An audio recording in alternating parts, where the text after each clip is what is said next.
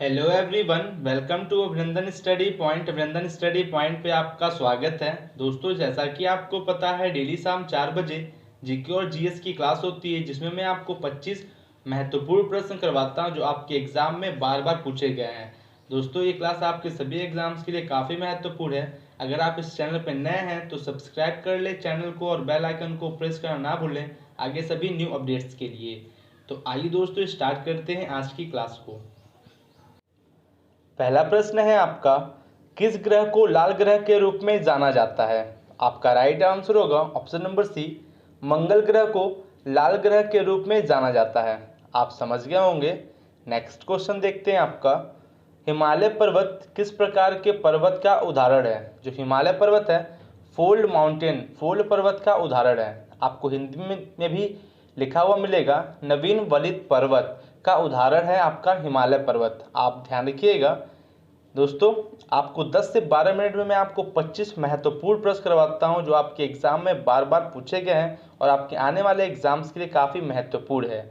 अगर आप दोस्तों इसको डेली देखते हैं तो आप में बहुत सारे इंप्रूवमेंट्स होंगे और आपको बहुत कुछ सीखने को जरूर मिलेगा।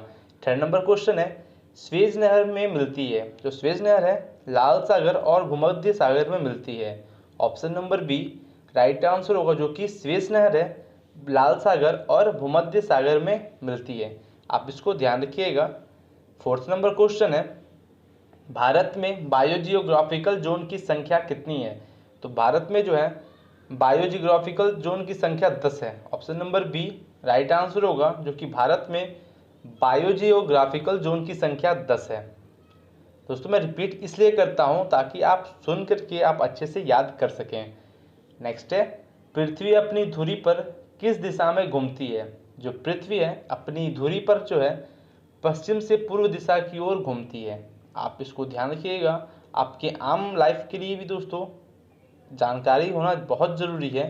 ठीक है, जो कि पृथ्वी है अपनी धुरी पर पश्चिम से पूर्व दिशा की ओर घूमती है। आप समझ गए होंगे। नेक्स्ट क्वेश्चन है आपका, भारत के सबसे ऊंचे स्तंभ कुतुब मीनार की ऊंचाई कितनी है? तो कुतुब मीनार की ऊंचाई है 73 मीटर। भारत की भी ऊंचे स्तंभ की जो ऊंचाई है दोस्तों कितनी है? कुतुब मीनार की 73 मीटर है। आप इसको ध्यान रखिएगा। नेक्स्ट है आपका, चोलों के समय का बृहदेश्वर मंदिर कहाँ स्थित है? तो ये जो है कहाँ स्थित है? तंजावुर में। ऑप्शन नंबर सी आपका राइट आंसर होगा, जो कि चोलों के समय का बृहदेश्वर मंदिर जो है तंजावुर में स्थित है। आप इसको ध्यान रखिएगा। दोस्तों, जितने भी इम्पॉर्टेंट क्वेश्चन हैं वही मैं आपके लिए लेकर के आया हूं जो आपके एग्जाम में पूछे गए हैं और आने की संभावनाएं भी हैं। अगर आपको इसकी पीडीएफ चाहिए तो आप डिस्क्रिप्शन लिंक से टेलीग्राम ग्रुप को ज्वाइन कर लीजिए, आपको वहां पे इसकी पीडीएफ प्रोवाइड करा दी जाएगी। वाटल जनजाति निम्न में से किस नृत्य के लिए लोकप्रिय है? जो वाटल जनजाति है ये जो है किस नृत्य के लिए लोकप्रिय है? दुमहल। Option number B right answer होगा, जो कि वाटल जनजाति है आपकी दुमहल नृत्य के लिए लोकप्रिय है। आप समझ गए होंगे। 9th नंबर क्वेश्चन है, पारश्वनाथ जैन धर्म के 23वें तीर्थंकर का जन्म किस राज्य में हुआ था? तो इनका जो है option number D Uttar Pradesh राज्य में हुआ था। पारश्वनाथ जो कि जैन धर्म के 23वें तीर्थंकर थे।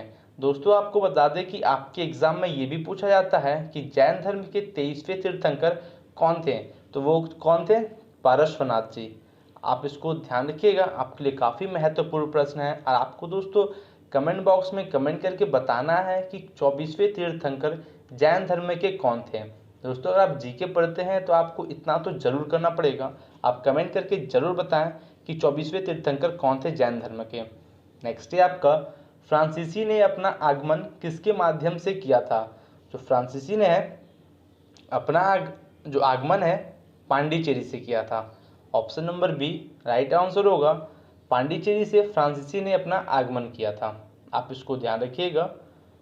11 नंबर क्वेश्चन देखते हैं आपका, भारत के किस पड़ोसी देश के साथ काला पानी का क्षेत्रीय विवाद है? तो ये जो है अपने पड़ोसी देश नेपाल के साथ है। नेपाल के साथ दोस्तों काला पानी का क्षेत्रीय विवाद है। दोस्तों, आपके लिए क्वेश्चन इसलिए महत्वपूर्ण बन जाता है, इस समय नेपाल ने अपना नया जो मैप है लेकर के आया है और इस पर जो है थोड़ा सा विवाद भी हुआ है। आप इसको ध्यान रखिएगा, आपके एग्जाम में पूछा जा सकता है। नेक्स्ट क्वेश्चन है आपका, भारतीय संविधान में राज्यसभा के सदस्यों का नामांकन किस देश से लिया गया है? तो आपका राइट आंसर होगा आयरलैंड। आयरलैंड से दोस्तों भारतीय संविधान में राज्यसभा के सदस्यों का नामांकन लिया गया है, आप इसको ध्यान रखिएगा। 13 नंबर क्वेश्चन देखते हैं आपका, कौन सा बैक्टीरिया दूध को खराब करता है?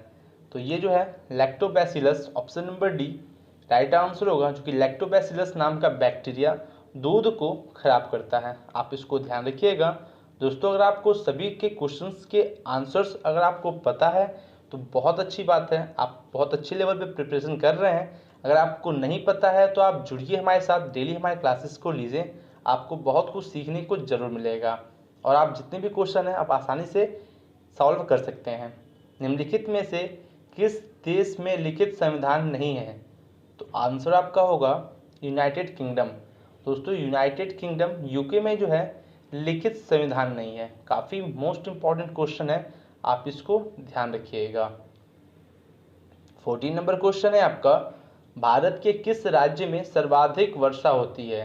काफ़ी इजी क्वेश्चन है दोस्तों, आपने अपने 6-7 के क्लास में पढ़ा होगा, जो कि मेघालय राज्य में सर्वाधिक वर्षा होती है, आप ध्यान रखिएगा। नेक्स्ट है, हमारे सौर मंडल का सबसे बड़ा प्राकृतिक उपग्रह है? तो हमारे सौर मंडल का सबसे बड़ा जो नेचुरल सैटेलाइट है गैनीमेड, ऑप्शन नंबर डी आपका राइट आंसर होगा, जो कि गैनीमेड है दोस्तों हमारे सौर मंडल का सबसे बड़ा प्राकृतिक उपग्रह है, आप समझ गए होंगे, आप इसको ध्यान रखिएगा। नेक्स्ट क्वेश्चन है आपका, गवर्नर जनरल को किस अधिनियम के द्वारा अध्यादेश जारी करने का अधिकार दिया गया था? ये जो है किस अधिनियम के द्वारा दिया गया था? अधिनियम 1861, ऑप्शन नंबर बी आपका राइट आंसर होगा, जो कि गवर्नर जनरल को 1861 के अधिनियम के द्वारा अध्यादेश जारी करने का अधिकार दिया गया था, आप समझ गए होंगे।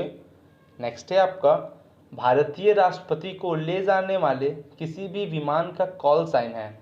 तो दोस्तों ये पूछ रहा है भारतीय जो राष्ट्रपति हैं इनको ले जाने में विमान का कॉल साइन क्या है? Air India 1, option number A right answer होगा, जो कि विमान का कॉल साइन है, आप समझ गए होंगे। दोस्तों आपको कोई भी डाउट है आप कमेंट बॉक्स में कमेंट कर सकते हैं, आपके सभी डाउट को क्लियर ज़रूर किया जाएगा। नेक्स्ट है आपका, चिपको आंदोलन मूल रूप से किसके विरुद्ध था? जो ये चिपको आंदोलन था ये वनों उन्मूलन, ऑप्शन नंबर सी वनों उन्मूलन के विरुद्ध था चिपको आंदोलन, आप इसको ध्यान रखिएगा, बहुत बार आपके एग्जाम्स में पूछे गए सभी क्वेश्चन से। नेक्स्ट क्वेश्चन है आपका, स्थानीय सरकार भारतीय संविधान की 7वीं अनुसूची के तहत किस सूची में उल्लेखित एक विषय है? जो स्थानीय सरकार दोस्तों पूछ रहा है, आप आसानी से आप रिलेट कर सकते हैं, राज्य सूची में होगा, ठीक है, जो कि पूछ रहा है स्थानीय सरकार भारतीय संविधान की 7वीं अनुसूची के तहत किस सूची में है? राज्य सूची में है आपका स्थानीय सरकार, आप ध्यान रखिएगा। नेक्स्ट क्वेश्चन है आपका, तराशा गया हीरा किसके कारण अत्यधिक चमकता है? जो तराशा गया हीरा होता है पूर्ण आंतरिक परावर्तन के कारण अत्यधिक चमकता है, आप इसको ध्यान रखिएगा। वेरी मोस्ट इंपॉर्टेंट सभी क्वेश्चंस मैं करवा रहा हूँ आपके लिए, आप अच्छे से पढ़ाई कीजिए और अपने फोकस कीजिए आप अपने गोल पे। नेक्स्ट है आपका,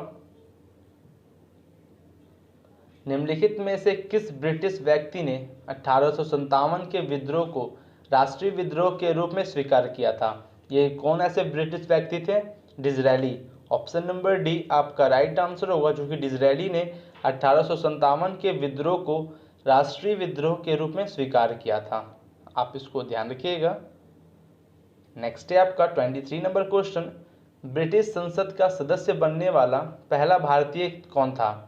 तो ब्रिटिश संसद का सदस्य बनने वाला पहला भारतीय दादा भाई नौरोजी थे, option number C right answer होगा, जो कि दादा भाई नौरोजी ब्रिटिश संसद के सदस्य बनने वाले पहले भारतीय थे।